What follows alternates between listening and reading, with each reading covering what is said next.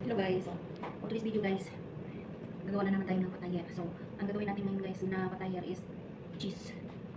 Cheese guys na patayer ang ating gagawin ngayon. Mag-inaan nila.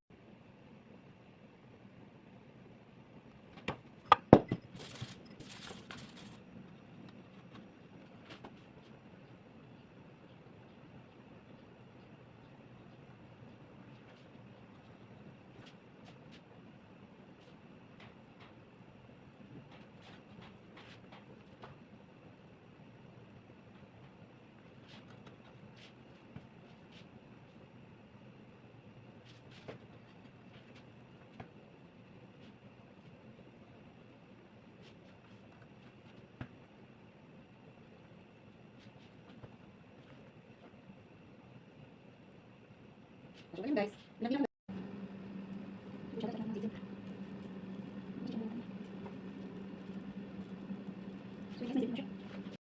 Guys, luto na ang ating cheese patayer. Yan. Tingnan natin sa ilalim, baka nasunog.